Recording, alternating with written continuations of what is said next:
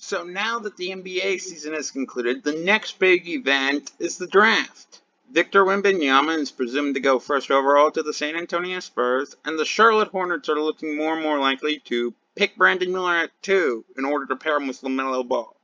But with Portland in an odd spot at the 3rd pick, that's where things get interesting.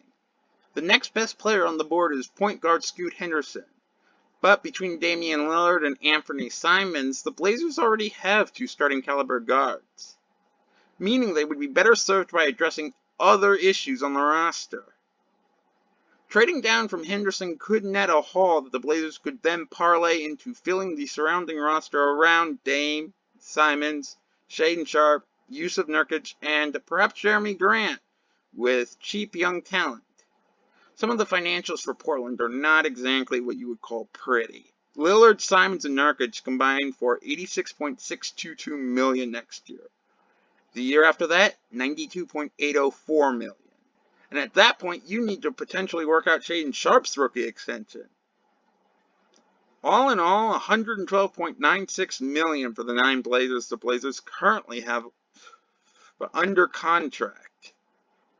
And none of those numbers factor in a potential rookie extension for Cam Reddish, nor the money it would take to retain Jeremy Grant from beyond a rental. The Blazers already gave up the first that they received as the final compensation in the CJ Nance trade. A lightly protected Milwaukee first in 2025 for Grant. They have no intention of Jeremy Grant turning into a rental. Enter the Orlando Magic, led by Rookie of the Year Paolo Banchero. Orlando actually had a strong second half to the season last year after a dismal start.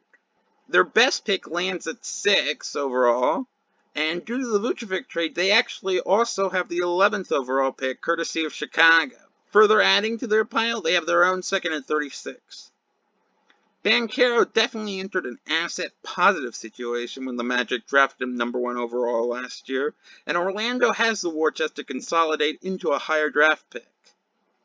The money and the roster spaces both support this idea for Orlando. They have nearly all of their roster spaces already accounted for. And even with partially guaranteed years for Markelle Fultz and Jonathan Isaac, their payroll is only listed as $106.94 million next year. Looking past Banchero, most of the Magic's talent lies mostly in lengthy forwards such as Franz Wagner and Wendell Carter Jr.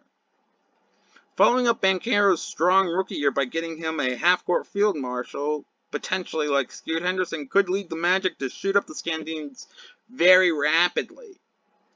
I don't think Orlando has won multiple playoff games in a single season since 2011.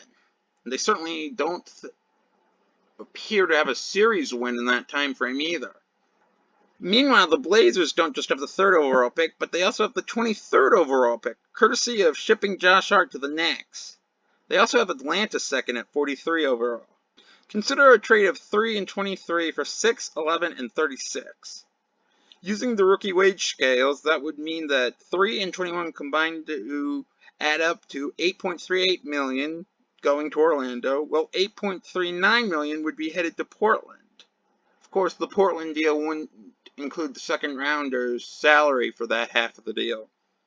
So, about equal salary for both teams in terms of next year's obligations.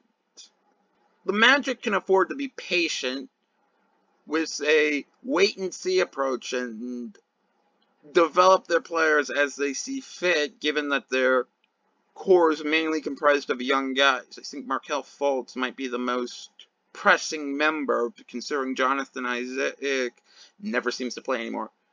The Blazers, on the other hand, are on a bit more of a clock. Lillard's contract continues to escalate in terms of price tag, and the Blazers need cheap talent around them to counterbalance that. So, we'll see if the Blazers and the Magic strike a deal. It shouldn't be that far off from what the Hawks got in return from going from Luka Doncic to Trae Young. In that deal, the Mavericks received the 3rd overall pick and picked Luka. The Hawks received the 5th overall pick, selected Trae Young, and then the following year they received a protected first that ended up landing at 8th overall. Coincidentally, the player they selected was Cam Reddish. But this remains a very interesting procedure to potentially think up, and we'll see if it happens.